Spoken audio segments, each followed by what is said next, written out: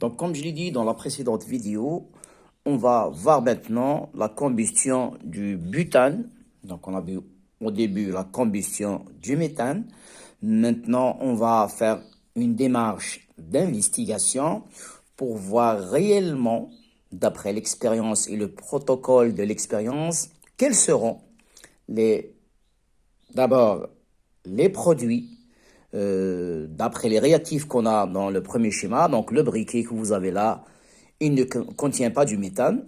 Donc ce sera du butane en forme ou bien à l'état liquide, mais juste en le dégageant, en le faisant sortir du briquet, il change son état de l'état gazeux vers de l'état liquide vers l'état gazeux.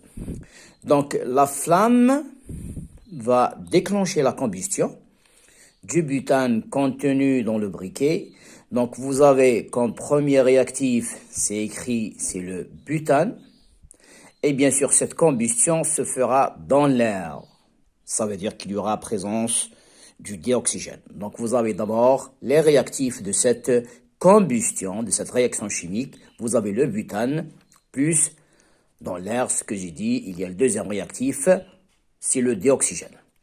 Maintenant, dans toute expérience, on doit se poser des questions, supposer des résultats. Donc vous avez là, je pose la question, quels seront les réactifs, quels seront les produits de cette réaction chimique, et je suppose qu'il y aura, par exemple, dégagement d'un gaz. Donc, je répète, on fait une supposition. Le problème, quels seront les produits de cette réaction chimique, et je suppose qu'il y aura dégagement d'un gaz. Donc, on continue dans l'investigation, dans les démarches. Je prépare mon briquet, l'eau de chaud et bien sûr un bicher.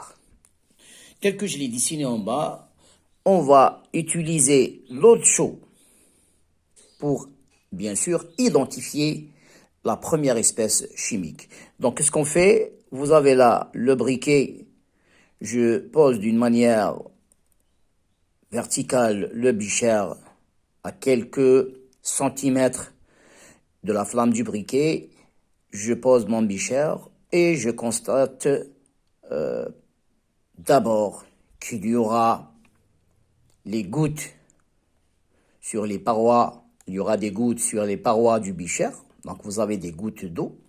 Donc c'est la première espèce chimique produite. Puis avec le même bicher, on va essayer d'identifier une autre espèce chimique avec l'eau de chaud. Donc l'eau de chaud, je vais verser juste après avoir enlevé le bicher, je le pose sur la table et je verse l'eau de chaud. Et cette eau, bien sûr, en présence de l'autre espèce chimique qu'on essaie d'identifier, qu'on ne voit pas à l'œil nu, va troubler l'eau de chaud.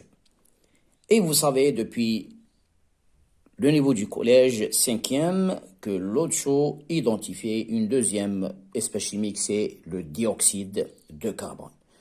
Donc vous avez le produit qu'on identifie en utilisant l'eau de chaud, c'est le CO2, le dioxyde de carbone.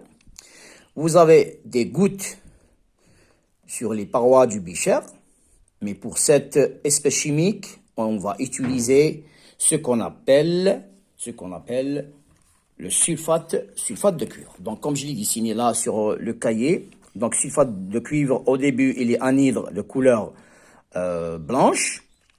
Cette poudre blanche, juste en contact avec les gouttes d'eau, va devenir bleue. Donc, elle va changer de couleur. Le changement de couleur de sulfate de cuivre, de la couleur blanche vers la couleur bleue, indique la présence de l'eau. Donc, pour le protocole expérimental d'investigation de la combustion du butane, on peut dire qu'il y a deux produits. Là, donc, j'interprète l'interprétation, la combustion du butane dans l'air en présence du dioxygène produit l'eau, H2O, et produit le dioxyde de carbone. Donc vous avez la formule chimique. La formule chimique du butane, vous la connaissez. Donc on va essayer d'écrire l'équation chimique. Donc vous avez le le C4H10, c'est le butane, plus le dioxyde de carbone. Et on aura de l'autre côté, dans le côté droit, vous aurez le CO2 et le H2O. Donc vous avez le deuxième produit. Alors, je relis le bilan. Donc vous avez CH4, molécule du butane, réagit avec le dioxygène pour former le dioxyde de carbone plus le H2O qui est l'eau. Donc, on verra comment, bien sûr, mettre en application la loi de Lavoisier. On doit équilibrer cette équation chimique pour dire que le nombre d'atomes dans les réactifs est le même dans les produits, genre et nombre, comme on l'a vu dans la capsule du méthane. Donc voilà pour cette deuxième vidéo qui résume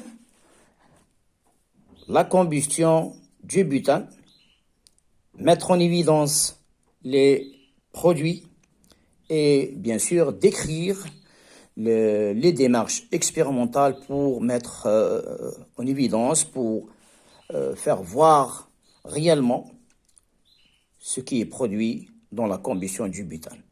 Donc voilà, on se reverra dans la prochaine capsule avec un exercice dont on va calculer l'un des produits, on va calculer la masse de l'un des produits, soit le butane ou bien le dioxygène ou bien la quantité d'eau formée, toujours en utilisant la loi de Lavoisier.